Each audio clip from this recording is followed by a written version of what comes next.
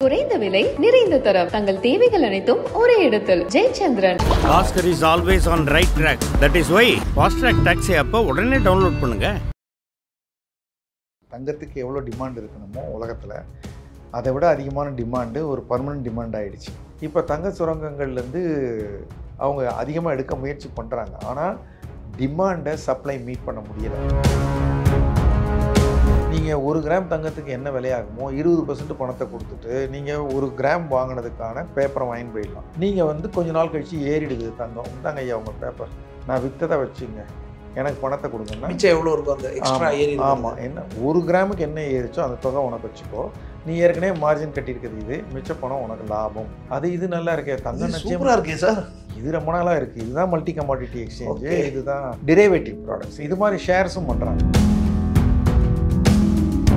அமெரிக்காவே நிறைய தங்கம் தான் வச்சுருக்காங்க, அவங்க பணத்தை வச்சுக்காம இன்னும் பல நாடுகள் வச்சுருக்காங்க. அப்போது ஒரு ட்ரேடில் ஒரு பிரச்சனை வந்தாலோ அல்லது வேறு ஏதாவது சிக்கல்கள் வந்தாலோ அவங்க விற்கிறதுக்கான பொருளாக தங்கத்தை வச்சுருக்காங்க. வீட்டுக்கு எப்படி தங்கம் சேஃப்டியோ நாட்டுக்கும் அது ஒரு தங்கம் தான் சேஃப்டி. ட்ரம்ப் வரி போட போகிறாரு. வரி போட்டால் இப்போ வர்ற தங்கமே நம்ம வாங்குறத விட விலை கூடாயிடும். அப்போ அவர் என்ன பண்ணார், திடீர்னு எல்லாத்துக்கும் வரி போட்டவர், டேரிஃபை தங்கத்துக்கு போடாமல் விட்டார். இவர் ஒரு சர்ப்ரைஸ் மன்னன். இவர் எதை பண்ணுவார்னே சொல்ல முடியாது. இவர் எதிர்பாராதது எதிர்பாருங்கள்ன்ற மாதிரி இதை இப்படி கரெக்டாக பண்ணி விட்ட உடனே இவங்க எல்லாரும் கையில் இருக்கிற பணத்தை எல்லாம் தொடச்சி கிடச்சி எடுத்து போய் தங்கத்தை வாங்கி வச்சுருந்தவங்க ஏமாந்துட்டாங்க. 1970களுக்கு முன்னாடி போய் செட்டில் ஆனவங்க, 80ல் செட்டில் ஆனவங்களாம் ட்ரம்ப்பை தான் சப்போர்ட் பண்ணுறாங்க. இந்தியன்ஸே ஆமாம், அவங்களே சப்போர்ட் பண்ணுறாங்களாம். அவங்களுக்குலாம் இந்த அமெரிக்கன் ப்ரைடுன்னு ஒன்று இருக்குது. அந்த நாட்டில் இருக்கவங்களுக்கு வேலை வாய்ப்பு இருக்கணும், அந்த நாட்டில் இருக்கவங்களுடைய பொருட்கள் விற்பனை ஆகணும், அவங்களுக்கு சம்பளம் கிடைக்கணுங்கிறத தான் ட்ரம்ப்பு பண்ணுறாரு. ட்ரம்ப்பை கம்ப்ளீட்டாக ராங்குன்னு சொல்ல முடியாது. இல்லை சார், ஆனால் நம்ம எங்களுக்கு மட்டும்தான் இருக்கணும் அப்படின்றது 50% 100%ன்னு கையை வாங்கிட்டு மெதுவாக 10%ன்னு போயிட்டார். என்ன அடிக்கலையே அப்படின்ட்டு 10% கொடுத்துருவோம் நம்ம. அந்த அளவுக்கு அவருக்கு வருமானம். ஆனால் சார் அவர் இன்னொரு ஸ்டேட்மெண்ட் ஒன்று, அது கொஞ்சம் மோசமான ஸ்டேட்மெண்ட்டாக இருந்துச்சு. உலக நாடுகாரு என் பின்னாடி நிற்கும், கொச்சையாக சொல்கிறது இல்லை, கொச்சையாக சொல்லிட்டார் அவர். என்னோட கெஞ்சுறாங்கங்கிறாரு, அவர் சந்தோஷமாக அனுபவிக்கிறார் அதை. இப்போ பார்த்தீங்களா எல்லாரும் முடியாதுன்னீங்களா, இப்போ பார்த்தீங்களா 75 நாடு கதறான் என்கிட்ட ஃபோன் பண்ணி என்னோட பேசுங்க குறைச்சுங்கிறான்றார். தங்கம் 38% இறங்குன்ற மாதிரி ரொம்ப தெளிவாக கணக்கு போட்டு அவர் சொல்லிட்டாரு. அவர் சொன்னதுக்கான காரணங்கள் பார்த்தீங்கன்னா எதுவும் ஷார்ட் டேர்ம் காரணம் இல்லை, எல்லாமே லாங் டேர்ம் காரணம். சடனாக ஏதாவது ஒரு பெரிய ட்ராப் வரணும்னு சொன்னால் உலகம் சடனாக சுபிட்சமாயிடும். உலக தமிழர்கள் அனைவருக்கும் வணக்கம். இன்றைய சிறப்பு நேர்காணலில் நம்மோடு இருக்கக்கூடியவர் பொருளாதார வல்லுநர் சோமவல்லியப்பன். வணக்கம் சார். வணக்கம் சார். தங்கம் விலை இடையில டக்குன்னு குறைஞ்சது. நிறைய பேர், கொஞ்சம் பேர் தங்க விலை இன்னும் நல்லா குறையும், இது சாம்பிள் தான், இன்னும் கொஞ்சம் குறைஞ்சிரும் நல்லா, ஸோ அதுக்கப்புறம் வாங்கிக்கலான்லாம் சொன்னாங்க. ஓகே பரவாயில்லையே அப்படின்னு ஒரு திருப்தி இருந்துச்சு. அப்புறம் பார்த்தா மறுபடியும் குறைஞ்சதை விட அதிகமாக ஏறி இப்போ 70,000 வந்துருச்சு. இன்னும் ஒரு 10 ரூபா 20 ரூபா தான் 70,000. இப்போ இன்னும் ஏறுன்றாங்க. என்ன தான் நடக்குது சார்? ஏன் இப்படியான ஏற்ற இறக்கம், அதுவும் இவ்வளோ பெரிய ஏற்றம் ஏன்? தங்கம் ஒரு ரொம்ப டிமாண்டு ஆகிட்ட ஒரு பொருள் ஆகிடுச்சு. இப்போது நார்மலாகவே தங்கத்துக்கு எவ்வளோ டிமாண்ட் இருக்கணுமோ உலகத்தில் அதை விட அதிகமான டிமாண்டு ஒரு பர்மனன்ட் டிமாண்ட் ஆகிடுச்சு. இப்போ எல்லோரும் தங்கம் வாங்கணுங்கிற ஒரு ஆர்வம் வந்துடுச்சு. முதலையெல்லாம் தங்கம் வாங்கினா ரொம்ப விலை ஏறாது. நான் சொல்கிறது 15-20 ஆண்டுகளுக்கு முன்னாடிலாம் தங்கம் ரொம்ப விலை ஏறாது. தங்கத்தில் போடுற பணம் வளராது, பத்திரமா இருக்கும், அவ்வளோதான், அவசரத்துக்கு உதவும், அவ்வளோதாங்கிற மாதிரி தான் இருந்தது. அதற்கப்புறம் இப்போது ஸ்டாக் மார்க்கெட்ஸு லிபரலைசேஷன், அப்புறம் economic growth in countries like நம்ம இந்தியா, சீனா, மிடில் கிளாஸ் வளர்ச்சி, அவர்களுக்கு சுலபமாக்கப்பட்ட வாங்குதல் விற்றல் வழிமுறைகள், ETF, ஸ்டாக் மார்க்கெட்லேயும் வாங்கலாம், எலக்ட்ரானிக் கோல்டு வாங்கலாம், பாண்டு வாங்கலாம் என்பது போல் தங்கம் இப்போது சேகராக விரித்து பல இடத்துலையும் பரவிடுச்சு. அதனால் ஓவரால் டிமாண்டு அதுக்கு அதிகமாகுது. இது ஒரு சைடு. இன்னொரு சைடு பார்த்திங்கன்னா ஓவரால் சப்ளை குறையுது. ஸோ உலகத்தில் இருக்க தங்கச் சுரங்கங்கள்லேருந்து தங்கத்தை வெட்டி எடுக்கணும். பல நாடுகளில் இருக்கிற சுரங்கங்களில் தங்கம் எடுத்து முடிச்சாச்சு, இந்தியா உட்பட சில நாடுகளில். இன்னும் சில நாடுகளில் இருக்குது, எடுத்துகிட்ருக்காங்க. ஆனால் தங்கத்தை வெட்டி எடுத்தால் நிறைய மண்ணோட கொஞ்சம் தங்கம் தாது வரும், அதை பிரித்து எடுக்கணும். அப்போது ஒரு கிராம் எடுக்கிறதுக்கு எவ்வளோ செலவாகும், எவ்வளோ மண் எடுக்கணும், எவ்வளோ வேலை இருக்குது, எவ்வளோ ஆழத்துலேருந்து, இந்த மாதிரிலாம் ஒரு கணக்கு இருக்கும். ஒரு குறிப்பிட்ட லெவல் வரைக்கும் தங்கம் இருக்கிற பொழுது இதுக்கு மேலேலாம் இதெல்லாம் எடுத்தால் வேஸ்ட்டுங்க. இப்போ கூட கோலாரில் தங்க வயலில் எடுத்தால் கொஞ்சோண்டு கிடைக்கும், ரொம்ப கொஞ்சமாக கிடைக்கும். எடுக்கிறத விட கொஞ்சம் செலவு. அப்போது இப்போ தங்க விலை ஏற ஏற இப்போ தங்க சுரங்கங்கள்லேருந்து அவங்க அதிகமாக எடுக்க முயற்சி பண்ணுறாங்க. ஆனால் டிமாண்டை சப்ளை மீட் பண்ண முடியலை. ஓகே. ஸோ தங்கம் வந்து இது ஒரு சைடு ஃபிசிக்கல் கோல்டுக்கு. இன்னொரு சைடு வந்து கோல்டாகவே வாங்கி விற்றா அது லிமிட்டடாக தான் அதை பண்ண முடியும். அப்போ இன்னும் விலை பயங்கரமாக ஏறிடும். ஆனால் என்கிட்டேருந்து நீங்கள் ஒரு பவுன் வாங்கினீங்கன்னா அந்த ஒரு பவுனை கொடுத்துடணும், கொடுத்துட்டு கேஷை வாங்கிக்கணும். ரெண்டும் வேலை முடிஞ்சு போச்சு. தங்கம் என்கிட்ட வந்துருச்சு, காஷ் உங்கள்கிட்ட வந்துருச்சு. இப்போது இந்த புது மாதிரியான உலகத்தில் என்ன பண்ணுறாங்கன்னா டிரைவேட்டிவ்ஸ்னு ஒரு ப்ராடக்ட் வச்சுருக்காங்க. டிரைவேட்டிவ்னால் அண்டர்லையிங் அசெட் ஒன்று இருக்கும். அந்த அசெட்டை வச்சுக்கிட்டு அதை வச்சு பல மடங்கு வியாபாரம் பண்ணலாம் அப்படின்னு ஒன்று கொண்டாந்துட்டாங்க. எப்படின்னா இப்போ வந்து ஒரு ஒரு ஒரு கார் நமக்கு மட்டும் வாங்கினா ஒரு காரு நம்ம மட்டும் பயன்படுத்தலாம். அந்த காரையே வந்து 100 பேரை பயன்படுத்த விட்டு வாடகை காரை விட்டோம்னா நிறைய பேர் பயன்படுத்துகிறாங்கல்ல, அவங்க தற்காலிகமாக பயன்படுத்துகிறாங்கல்ல. அது மாதிரி தங்கத்தை நீங்கள் வந்து 1 கிலோ வச்சுருந்தீங்கன்னா நீங்கள் வந்து 1 கிலோவை 10 கிராமாக பிரித்து நீங்கள் வச்சுருக்கிறீங்க. யார் வேணாலும் வந்து வாங்கலாம். வாங்கினா அவங்க எதுக்கு வாங்குறாங்கன்னா நகை வாங்கி போட்டுக்க போகிறதில்ல, அவங்க அதை வேறு எதுவும் பயன்படுத்த போகிறதில்ல. தங்கம் விலையை ஏறுன்றாங்கங்க, நானும் கொஞ்சம் வாங்கிக்கிறேங்க, இப்போ வாங்குறேங்க, 1 வாரம் கழிச்சு கூட விற்றுருவேன், 1 மாதம் கழிச்சு கூட விற்றுருவேன், 1 வருஷம் கழிச்சு கூட விற்றுருவேன், நான் இப்போயே வாங்கிக்கிறேன், விலை ஏறினா என்ன, இந்த மாதிரி நினைக்கிறாங்கல்ல. அவங்களுக்கெல்லாம் ஏங்க என்ன நம்புறீங்கல்ல, வாங்க நான் ஒரு சீட்டு தரேன், நீ 10 கிராம் வாங்கிட்ட வச்சுக்கோ, நான் கையெழுத்து கொடுத்துறேன், உனக்கு 10 கிராம் இன்னைய விலையில் கொடுத்தாச்சு, எடுத்துன்னு போ பேப்பரை மட்டும் நீங்கள் எடுத்துன்னு போயிடுவீங்க. நீங்கள் வந்து அதுக்கான பணத்தை எனக்கு கொடுத்துருவீங்க. நான் எங்கே முழுசாக கொடுக்கணும், பேப்பர் தானே கொடுக்குறீங்க. அப்பா விலை இறங்கி போச்சுன்னா நீ வாங்கின பிறகு நீ வராமல் போயிட்டீங்கன்னா நான் என்ன பண்ணுறது? அப்போ சரி, ஈடாக ஒரு தொகையை வச்சுக்கோங்க, அதுக்கு பேர் மார்ஜின் பணம். ஒரு மார்ஜின் கட்டினா போதும், ஒரு 20% கொடுத்துட்டு போ, உன் பேரில் நான் அந்த தங்கத்தை விற்றதாக வச்சுக்கிறேன்னா நீங்கள் 1 கிராம் தங்கத்துக்கு என்ன விலையாகுமோ 20% பணத்தை கொடுத்துட்டு நீங்கள் 1 கிராம் வாங்கினதுக்கான பேப்பரை வாங்கி போயிடலாம். நீங்கள் வந்து கொஞ்ச நாள் கழித்து ஏறிடுது தங்கம், 1 கிராம் ஏறிடுது, நீங்கள் திருப்பி வரீங்க, இந்தாங்க ஐயா உங்கள் பேப்பர், நான் விற்றதை வச்சுங்க, எனக்கு பணத்தை கொடுங்கன்னா மிச்சம் எவ்வளோ இருக்கும் அந்த எக்ஸ்ட்ரா ஏறி. ஆமாம், என்ன 1 கிராமுக்கு என்ன ஏறிச்சோ அந்த தொகை உனக்கு வச்சுக்கோ, நீ ஏற்கனவே மார்ஜின் கட்டியிருக்குது, இது மிச்ச பணம் உனக்கு லாபம். இது நல்லா இருக்கே, தங்கம் சூப்பராக இருக்கே சார்.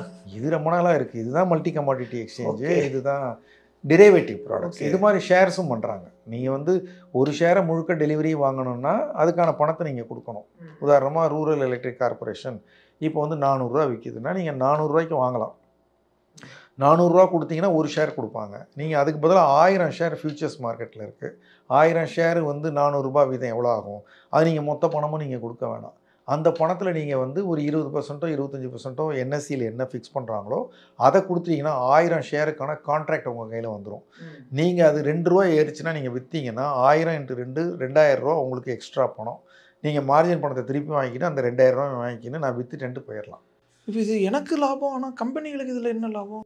ஒரு ஆள் நான் விற்கிறேன், நீங்கள் வாங்க நினைக்கிறீங்க தங்கத்தை, நான் விற்கிறேன். நான் என்ன நினைக்கிறேன்னா, நான் இன்றைக்கி உங்களுக்கு நான் கொடுக்குற போது என்ன விலை இருக்குதோ அந்த விலைக்கு தான் நான் உங்களுக்கு கொடுக்குறேன்.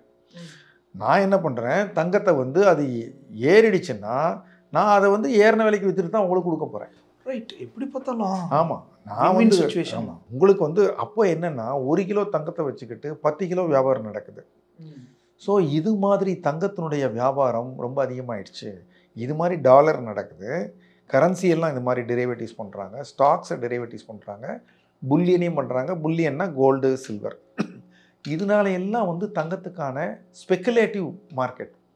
இப்போ நம்ம கேட்குறது என்னென்னா, நமக்கு வந்து ஒரு கல்யாணத்துக்கு ஒரு 5 பவுன் போடணும், 10 பவுன் போடணும், ஒரு சீர் செய்யணும், இவ்வளோ தான் பல பேருடைய தேவைகள். அவங்க தான் தங்கம் விலை ஏறி போச்சுன்னு கவலைப்படுறாங்க, வாங்க முடியலையேன்னு வருத்தப்படுறாங்க.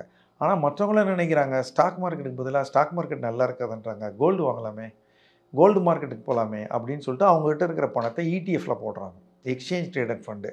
எப்படி பல்வேறு ஸ்டாக்ஸை வந்து ஒரு மியூச்சுவல் ஃபண்டு வாங்கி வச்சுக்கிட்டு அவங்க வாங்கி வச்சுக்கிற மொத்த கூடையினுடைய ஒரு சிறிய பகுதியை மட்டும் உங்களுக்கு ஒரு யூனிட்டாக கொடுக்குறாங்களோ, அது மாதிரி தங்கத்தை வாங்கி வச்சுக்கிட்டு நான் தங்கம் வச்சுருக்கேன்ப்பா, 1 கோடி ரூபாய்க்கு தங்கம் வச்சுருக்கேன், அது ஒரு யூனிட் விலை வந்து 100 ரூபா, 100 ரூபாயை நான் பிரித்து 1 கோடி ரூபாய் வச்சுருக்கேன், நீ வாங்கிக்கிறனா சார் எனக்கு ஒரு 100 ரூபாய் கொடுங்க சார், எனக்கு 100 ரூபா 5 கொடுங்க சார், 100 ரூபா 10 கொடுங்க சார்னு எக்ஸ்சேஞ்ச் ட்ரேடட் ஃபண்டினுடைய யூனிட்டை நீங்கள் வாங்கிக்கலாம். இப்போ கூட நீங்கள் வாங்கலாம். ஸ்டாக் மார்க்கெட்டில் நீங்கள் ஒரு புரோக்கர்கிட்ட மெம்பராக இருந்தீங்கன்னா இன்றைக்கி ஷேர் வாங்குறதுக்கு பதிலாக கோல்டை ETF வாங்கலாம். அது சின்ன தொகைகளுக்கு வாங்கலாம். இப்போ நாளைக்கு விலை ரொம்ப ஏறிடுச்சுன்னா இடிஎஃபோட மதிப்பு உயர்ந்துடும். அது வந்து என்ஏவியில் தெரியும். அந்தளவுக்கு தான் மார்க்கெட்டில் நடக்கும். இன்றைக்கி உதாரணத்துக்கு நான் 40 ரூபாய்ன்னு வாங்கின ஒரு கோல்டு இடிஎஃப் நாளைக்கு 42 ரூபா ஆகிடும், நாளான்னைக்கு 44 ரூபா ஆகிடும். 10%ங்கிறத நான் போய் கடையில் போய் தங்கத்தை செக் பண்ணி எடை போட்டு பார்த்து பில்லு போட்டு 3% ஜிஎஸ்டிலாம் வேணாம். நான் ஸ்டாக் மார்க்கெட்டில் சிம்பிளாக இடிஎஃப்பில் கோல்டை வாங்கிட்டு இடிஎஃப்பில் கோல்டை விற்றுடலாம். இடிஎஃப்பில் கோல்டை சேர்த்துக்கிட்டே வரலாம். அது மாதிரி யூனிட்ஸே நீங்கள் வந்து ஒரு 10,000 யூனிட்ஸ் சேர்த்துடலாம், 20,000 யூனிட்ஸ் சேர்த்துடலாம்.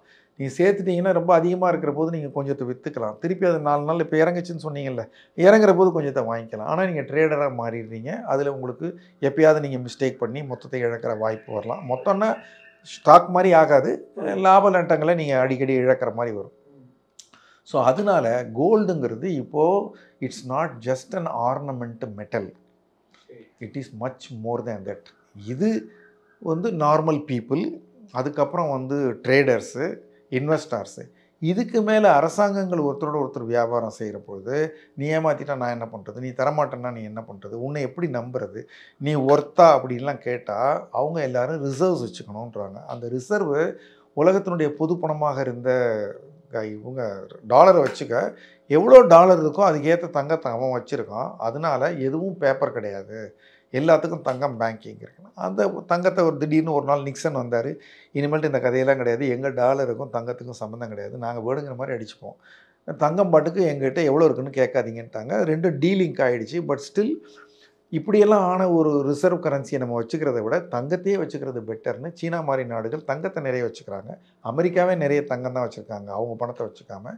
இன்னும் பல நாடுகள் வச்சுருக்காங்க. அப்போது தங்கத்தை மிகப்பெரிய நாடுகள் வாங்கி சேர்த்து வச்சுக்க வேண்டிய கட்டாயத்தில் இருக்காங்க. எங்கேயாவது ஒரு ட்ரேடில் ஒரு பிரச்சனை வந்தாலோ அல்லது வேறு ஏதாவது சிக்கல்கள் வந்தாலோ அவங்க விற்கிறதுக்கான பொருளாக தங்கத்தை வச்சுருக்காங்க. நம்ம இந்தியாவுக்கு ஒரு சிரமம் வந்தபோது நம்ம போய் அடகு வச்சோம், அதுலேருந்து பணத்தை வாங்கினது தான் இந்தியா 1990 நம்ம லிபரலைசேஷன்லாம் பண்ணுறதுக்கு முன்னாடி பண்ணோங்கிறோம். அது மாதிரி வீட்டுக்கு எப்படி தங்கம் சேஃப்டியோ நாட்டுக்கும் அது ஒரு தங்கம் தான் சேஃப்டி. அப்போது தங்கத்துக்கான டிமாண்டு பெரிய ஆளுங்கிட்டேருந்து வருது, பெரிய முதலாளிகள்கிட்டருந்து வருது, இன்ஸ்டியூஷன்ஸ்கிட்டேருந்து வருது, இடிஎஃப்டேருந்து வருது, மக்கள்கிட்டருந்து வருது, கண்ட்ரிகிட்டேருந்து. இதனால தான் தங்கத்துக்கு வந்து சப்ளை கம்மியாக இருக்கிற பொழுது ஓரளவுக்கு இந்த டெரிவேட்டிவ் ப்ராடக்ட்னு ஹெல்ப் பண்ணுது. சமீபத்தில் என்ன பண்ணாங்க, இந்த ட்ரம்ப் வந்த பிறகு அவர் அமெரிக்காக்குள்ளார எந்த பொருள் வந்தாலும் கூடுதலாக வரி விதிக்க போகிறாரு அப்படிங்கிற ஒரு கலகமெல்லாம் ஒரு பிரச்சனையில் பயம் வந்தபோது என்ன பண்ணாங்கன்னா, நம்ம லண்டன் மெட்டன் எக்ஸ்சேஞ்சில் வெறும் இந்த நான் சொன்ன டோக்கன் மாதிரி கான்ட்ராக்ட் வாங்கிட்டு இருக்காங்கல்ல, அவங்க டெலிவரி கூட கேட்கலாம், எங்களுக்கு டெலிவரியே கொடுத்துருங்கன்ட்டாங்க வாங்கினவங்கலாம். பொதுவாக 100 ரூபாய்க்கு வியாபாரம் நடந்தால் 10 ரூபாய்க்கு தான் டெலிவரி கேட்பாங்க. அப்படி தான் லண்டன் மெட்டல் எக்ஸ்சேஞ்சில் இருக்கும். இந்த ட்ரம்ப் பிரச்சனை காரணமாக திடீரென்று கேட்கப்படுற டெலிவரி அளவு அதிகமாகி லண்டன் மெட்டல் எக்ஸ்சேஞ்சாலேயே கேட்குற எல்லாருக்கும் டெலிவரி கொடுக்க முடியல. இப்போ உதாரணமாக ஒரு ஏடிஎம்மில் ஒரு 2 கோடி ரூபாயை டெபாசிட் பண்ணி வச்சுருக்காங்க. வழக்கமாக வந்து ஒரு வாரம் முழுக்க 2 கோடி ஓடும், அப்புறம் திருப்பி அடுத்த வாரம் 2 கோடி போட்டால் போதும்னு இருக்குது. திடீர்னு ஒரு பிரச்சனை வந்துருச்சு, அந்த இடத்துல எல்லோரும் போய் நிறைய பேர் பணம் எடுக்கிறாங்க. 3 நாளில் 2 கோடி ஆகிப்போச்சு. அவன் திருப்பி தகவல் கிடச்சி வந்து ஃபில்லப் பண்ணுறதுக்கு 2 நாள் ஆகும். அப்போ 2 நாள் பணமே இல்லையா, ஏடிஎம்மில் பணம் இல்லையான்னு ஒரு ரூமர் கிளம்பி எல்லாரும் போய் வாங்க ஆரம்பிப்பாங்க. அது மாதிரி ஆமாம், லண்டன் மெட்டல் எக்ஸ்சேஞ்சில் ஒரு பிரச்சனை வந்து டெலிவரி ப்ராப்ளம்ங்கிறது ஒரு நியூஸை கிளப்பி விட்டாங்கன்னா உடனே டெரிவேட்டிவ்ஸ் மார்க்கெட்டில் ஏற்றுவாங்க. ஆஹா, நம்ம இன்னும் கொஞ்சம் கான்ட்ராக்ட் போடுவோம்டா, தங்கம் விலை ஏறப்போகுது. உண்மையில் தங்கம் வேணுங்கிறவங்க மட்டும் வாங்கினா ஓரளவுக்கு தான் விலை ஏறும். தங்கம் விலையேற போகுதுன்னு தெரிஞ்சு நம்ம முன்கூட்டியே கொஞ்சம் பணத்தை கொடுத்து நிறைய தங்கத்தை கைகொள்வோம் அப்படிங்கிற ஸ்பெக்குலேட்டிவ் மார்க்கெட் ரொம்ப ஏறும். அப்படி ஒன்று ட்ரம்ப்பால் நடந்துச்சு. ட்ரம்ப் வரி போட போகிறாரு, வரி போட்டால் இப்போ வர்ற தங்கமே நம்ம வாங்குறத விட விலை கூட ஆகிடும். அமெரிக்காவுக்குள்ளார தங்கம் வர்ற போது $3000 இருக்கும் ஒரு அவுன்ஸு. ஆனால் இவர் 20% வரி போட்டார்னா 3300 ஆகிடும். இவர் அந்த மாதிரி ஒரு கணக்கு அதிகமாகிடும் பயந்து முன்கூட்டியே தங்கத்தை கொண்டு வந்து வச்சுக்கலான்னு எல்லாரும் லண்டன் மெட்டல் எக்ஸ்சேஞ்ச் வந்து கேட்டு இன்னும் டிமாண்ட் அதிகமாகிடுச்சு. அப்போ அவர் என்ன பண்ணார், திடீர்னு எல்லாத்துக்கும் வரி போட்டவர் டேரிஃபை தங்கத்துக்கு போடாமல் விட்டார். இவர் ஒரு சர்ப்ரைஸ் மன்னன், இவர் எதை பண்ணுவார்னே சொல்ல முடியாது. இவர் எதிர்பாராதது எதிர்பாருங்கள்ன்ற மாதிரி இதை இப்படி கரெக்டாக பண்ணி விட்ட உடனே இவங்க எல்லாரும் கையில் இருக்கிற பணத்தை எல்லாம் தொடச்சி கிடச்சி எடுத்துகிட்டு போய் தங்கத்தை வாங்கி வச்சுருந்தவனுங்க ஏமாந்துட்டானுங்க. ஆஹா, இவர் இதுக்கு மட்டும் போடல, இனி ஏறாது போல் இருக்குன்னு நம்மளால் தாங்க முடியாது. தூக்குற அளவு தான் கூட தூக்கலாம், ரொம்ப தூக்கினா அப்புறம் கொஞ்சம் இறக்கி வச்சு தான் தூக்கணும். அவங்க 2 நாள் இறக்கி வச்சாங்க, அதுதான் தங்க விலை இறங்குச்சு.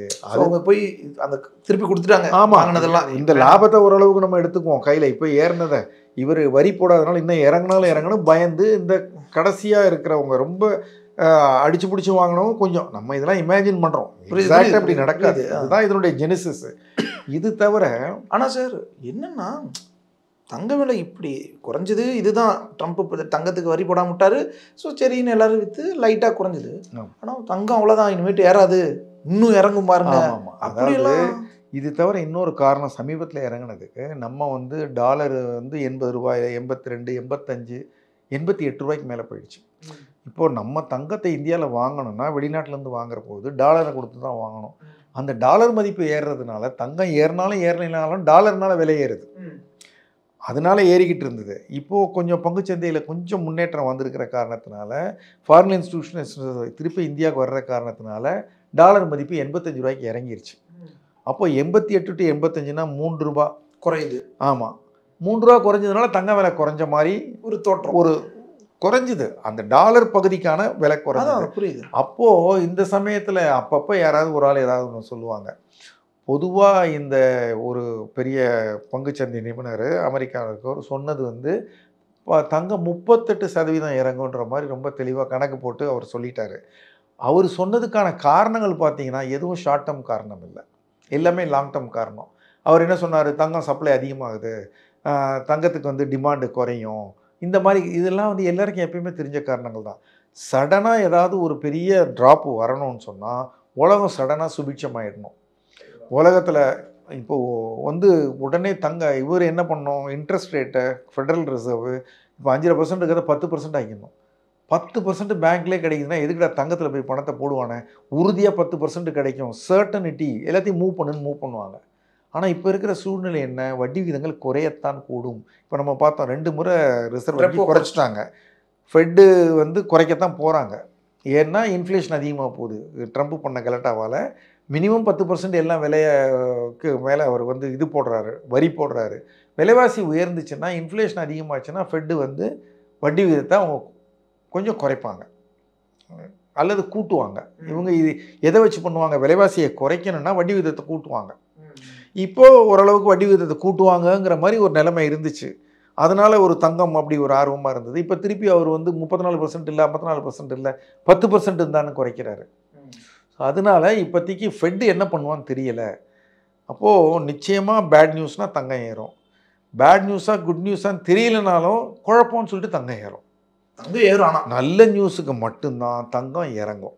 இப்போ நல்ல நியூஸ் இருக்கிற மாதிரி இன்னும் ஒன்றும் தெரியலை. பேட் நியூஸ் குறைஞ்சிருக்கே தவிர இன்னும் குட் நியூஸ் வரல. இவர் 90 நாளைக்கு தான் பாஸ் பண்ணியிருக்காரு இந்த இதை. ஏப்ரல் 9ஆம் தேதி திரும்ப, ஏப்ரல்லேருந்து ஜூலை 9 வரைக்கும் தான்.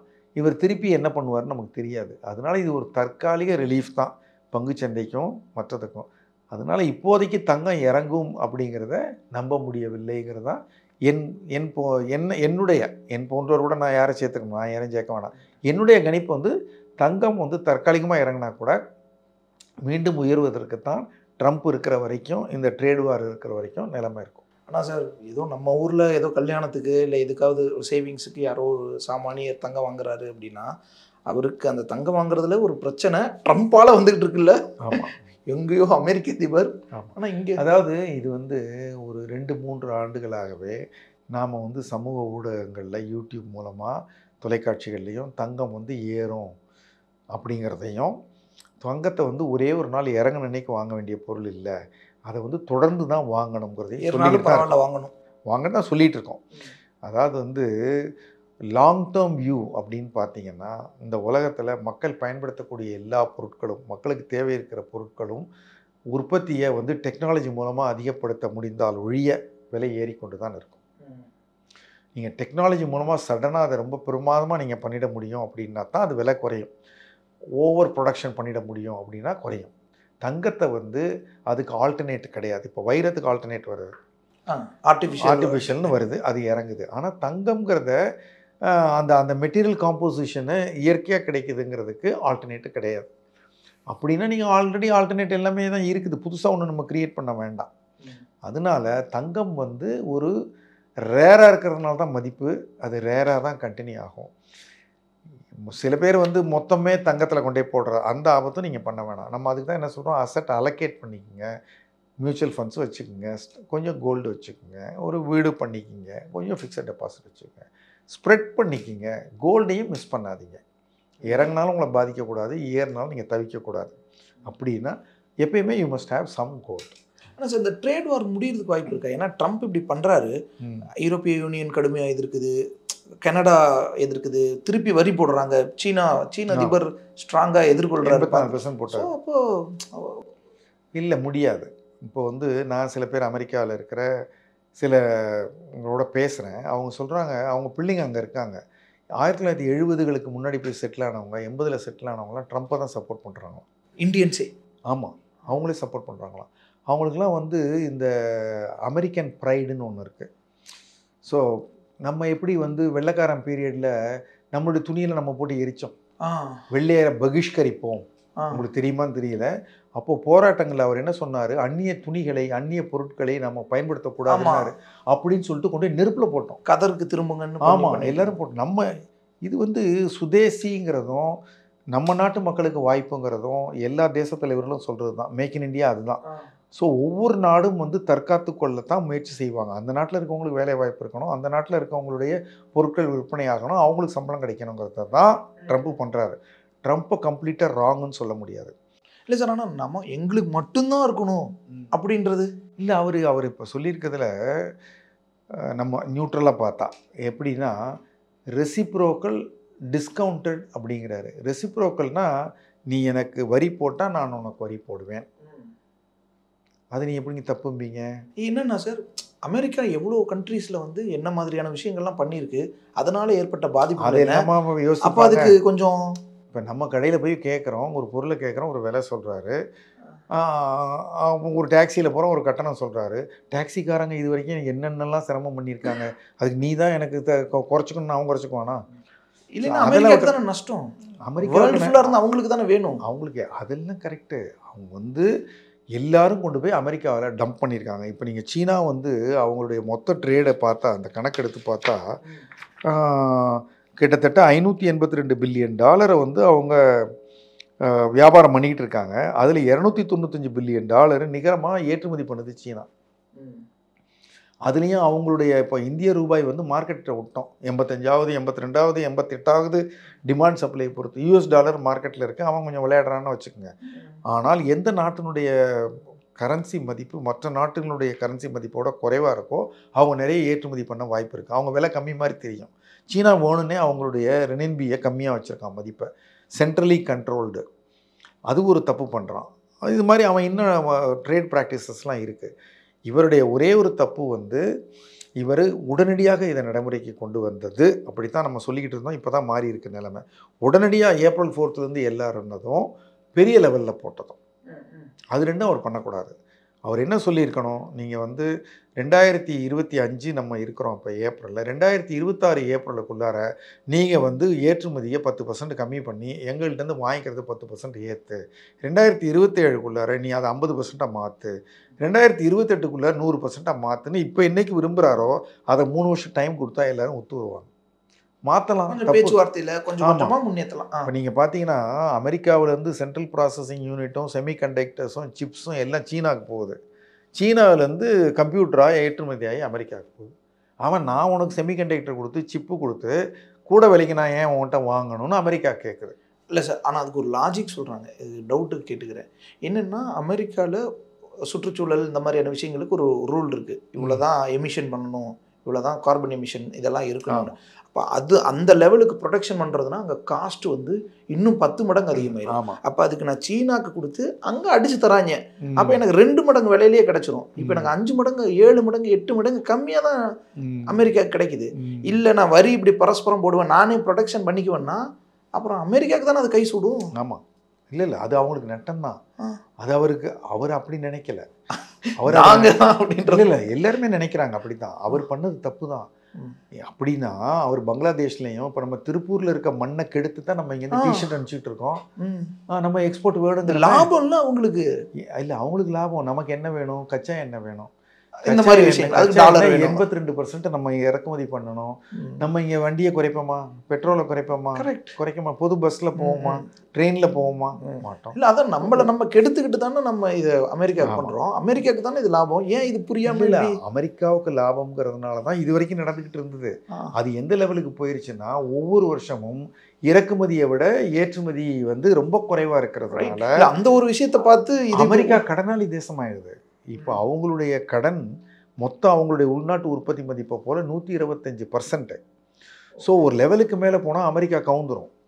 நடுவில் ஓட்டை விழுந்துக்கிட்டு இருக்கு. விழுந்து கவுந்துருச்சுன்னா அதுவும் இந்தியாவுக்கு பிரச்சனை தான், உலகத்துக்கு பிரச்சனை தான். அதனால் நீங்கள் சொல்கிற அந்த பாயிண்ட் வந்து சரிதான். அவங்க இப்போ உலகத்தில் இருக்கிற அமெரிக்காவில் இருக்கிற மிகப்பெரிய நிறுவனங்களுடைய எல்லா பேக் ஆஃபீஸும் சென்னையில் இருக்குது. ஏன் இதில் சுற்றுப்புற சூழல்லாம் கேடு கிடையாது. ஆனால் சீப் லேபர் 2000 பேர் 4000 பேர் 5000 பேர் சீப் லேபர் இல்லை. அவனுக்கு இப்போ அமெரிக்காவில் நான் என்னுடைய உறவினர், ரொம்ப ஒரு நெருங்கிய உறவினர் கனடாவில் இருக்கிறாரு. அவங்க அங்கே வாழணுன்னா வருஷம் முழுக்க அவங்களுக்கு வந்து டெம்பரேச்சர் கண்ட்ரோல் வேணும். அவங்களுக்கு நான் போயிருந்த போது -34 டிகிரி, -34 டிகிரி வெளியில், வீட்டுக்குள்ளார வந்து அவங்க வந்து +24, 20, 19 வச்சுக்கணும். அப்படின்னா ஒரு கண்டிஷனர் ஓடிக்கிட்டே இருக்கணும். மின்சாரம் அவங்களுக்கு தேவைப்பட்டுகிட்டே இருக்குது. பைப்பில் தண்ணி வரணும்னா மின்சாரம் தேவை. அங்கே காலையில் எழுந்திரிச்சோன்னா ரோட்டில் வண்டி எடுத்து போக முடியாது, பனி கொட்டி கிடக்கும், வண்டி வந்து தள்ளணும். ஸோ அங்கே காஸ்ட் ஆஃப் லிவிங் கூடன்னா அங்கே நாடு அப்படிப்பட்ட நாடு. அதனால அங்கே காஸ்ட் ஆஃப் ப்ரொடக்ஷன் கூட. அவன் வெளியிலேருந்து வாங்கிக்கிறது தான் அவனுக்கு சௌரியம். ஆனால் அவனும் கொஞ்சம் உழைச்சி சம்பாதிச்சா தான் வெளியிலேருந்து வாங்கிக்கிறதையும் அவன் மேனேஜ் பண்ண முடியும். எனக்கு இது கிண்டல் பண்ணுறாங்க. சில ஏஐ வீடியோஸ்லாம் பார்த்தேன். அங்கே வந்து அமெரிக்கன்ஸ் திருப்பி உட்காந்து துணி தைச்சிட்டு இருக்கிற மாதிரி, ஏதாவது ப்ராடக்ட்ஸ் செஞ்சுட்டு இருக்கிற மாதிரி, இதெல்லாம் நீங்கள் இனிமேட்டு பண்ணுவீங்களா? சீனாவில் பண்ணுறாங்க, பாகிஸ்தானில் பண்ணுறாங்க, பங்களாதேஷில் பண்ணுறாங்க, இந்தியாவில் பண்ணுறாங்க. வேர்ல்டே அமெரிக்கா குலைச்சிட்டு இருக்கிற மாதிரியான சிச்சுவேஷன். ஆனால் இப்போ அது நீங்களே பண்ணீங்கன்னா பண்ணிக்கங்க, எனக்கு ஒன்றும் பிரச்சனை இல்லைன்றதான ஜின்பிங்கோட அந்த ஆட்டிடியூட். அவர் சீனாவோட ஆட்டிடியூட் இல்லை. அவங்களுக்கு என்னென்னா அமெரிக்காவில் தேவைப்படுற ஃபோன் எல்லாம் வெளிநாட்டில் தயாரித்து அமெரிக்காவுக்கே திருப்பி வருது. அமெரிக்காவில் தேவைப்படுற கம்ப்யூட்டர்லாம் வெளியில் தெரிச்சு வருது. அப்போ மேலோட்டமாக பார்த்தா அப்படி தான் இருக்கும். அவர் என்ன நினைக்கிறாரு, எங்களுடைய வேலை வாய்ப்பு போகுதுங்கிறாரு. அவ்வளோ. அப்போ இது முடியாத ட்ரேட் வாருங்கிறது இப்போ இது வந்து இதுக்கு எளிமையான தீர்வு கிடையாது.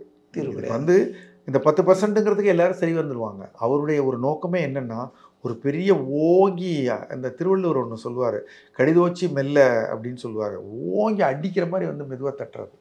இவர் வந்து 50%, 100%ன்னு கையை ஓங்கிட்டு மெதுவாக வந்து 10%ன்னு போயிட்டார்.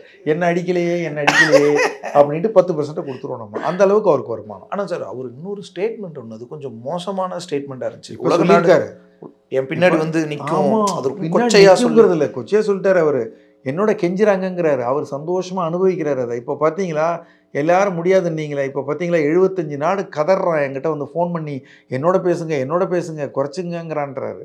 அவர் நம்ம ஒரு அமெரிக்க பிரதமர் அப்படிலாம் சொல்லக்கூடாது, சரியில்லை. பொதுவெளியில் அவர் வந்து ஒரு தனிநபராக என்ன வேணாலும் செய்யக்கூடிய அளவுக்கு ஒரு அமெரிக்க தேசம் இருக்கே, இப்படி ஒரு அதிகாரத்தை கொடுத்து வச்சுருக்காங்களே அப்படின்னு தான் நம்ம நம்மளை தான் பரிதாபப்பட்டு. இப்போ இது சாதாரணமாக நம்ம கிராமத்தில் யாரோ ஒருத்தர் கல்யாணத்துக்கு நகை வாங்குறவருக்கு கூட இது இந்த அமெரிக்க அதிபரோட விஷயத்தில் பல விஷயங்கள் அதான் நான் நிறைய இருக்குது. அதில் இன்னும் தங்கம்ங்கிறத நம்ம வந்து எப்படி அமெரிக்காவெல்லாம் மாறணுமோ அது மாதிரி நான் உங்களை கேட்குறேன், தங்கத்தினால நமக்கு என்ன பயன்?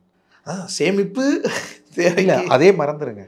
இப்போ வந்து ஒரு கண்ணு தெரியாதவர் ஒருத்தர் இருக்கிறார், அவர்கிட்ட போய் நம்ம வந்து வேறு ஒரு மெட்டலில் நகையை கொடுத்து, அல்லது கண்ணு தெரிஞ்சவங்களே வச்சுங்களேன், பார்த்தா கூட நமக்கு தங்கமானு கண்டுபிடிக்க முடியாது, ஒரு போலியை கொடுத்தா எத்தனை பேரால் கண்டுபிடிக்க முடியாது? அதை போட்டுக்கிட்டா எதை போட்டுக்கிட்டா என்ன? ஒன்றும் இல்லை. எதுக்கு நம்மளாக வந்து தங்கத்தின் மேலே கொண்டு போய் தேவையில்லாமல் இவ்வளோ மதிப்பை ஏற்றி அதுதான் வேணும்னு ஒருத்தர் சிரமப்படுத்திக்கிறோம். இந்த தங்கத்தை போடுற பழக்கத்தையே நம்ம குறைக்கணும். மணி ஹெய்ஸ்ட் படம் பார்க்குற மாதிரியே இருக்குது சார். என்ன மணி ஹெய்ஸ்ட் அந்த ஒரு சீரீஸ், அதில் இதுதான் சொல்லுவாங்க, நாம கொடுக்கறது தாங்க மதிப்பு. நீங்கள் வந்து ஒரு கூடுதல் திறன் இருக்கிற ஃபோன்னால் பயன் உண்டு, கூடுதல் திறன் இருக்கிற ஒரு வாகனத்தால் பயன் உண்டு. எது வேணாலும் கூடுதல் விலை கொடுத்தா கூடுதல் பயன் கிடைக்கணும். கூடுதல் எவ்வளோ விலை கொடுத்தாலும் இந்த பொருள்னால ஒரு பலனும் இல்லை. இரும்பை கையில் மாட்டிக்கினாலும் அப்படி தான் இருக்கும், ஸ்டெயின்லெஸ் ஸ்டீலை மாட்டிக்கினாலும் அப்படி தான் இருக்கும், செம்பை மாட்டிக்கினாலும் அப்படி தான் இருக்கும். நம்ம மனித சமூகம் வந்து தேவையில்லாமல் அரிதாக இருக்கிற ஒரு பொருளுக்கு மதிப்பை கொடுத்து அந்த மதிப்பினால் பெரிய பணக்காரர்கள் யாரும் பாதிக்கப்படல. சாதாரண மக்களை இந்த சமுதாயத்தில் அதை போட்டுக்கினா தான் நீ பெரிய மனுஷன், அதை வச்சுக்கினா தான் பெரிய மனுஷன் சொல்லி அவனை சிரமப்படுத்துகிறோம். தேவையில்லாத இந்த இதுலேருந்து நம்ம வெளியில் வரணும். கண்டிப்பாக சார், கண்டிப்பாக. உங்களுடைய நேரத்திற்கும் நீங்கள் பகிர்ந்த கருத்திற்கும் மிக்க நன்றி சார். நன்றி. குறைந்த விலை நிறைந்த தரம் தங்கள் தேவைகள் அனைத்தும் ஒரே இடத்தில் Jayachandran. Oscar is always on right track. That is why Fast Track Taxi அப்போ உடனே டவுன்லோட் பண்ணுங்க.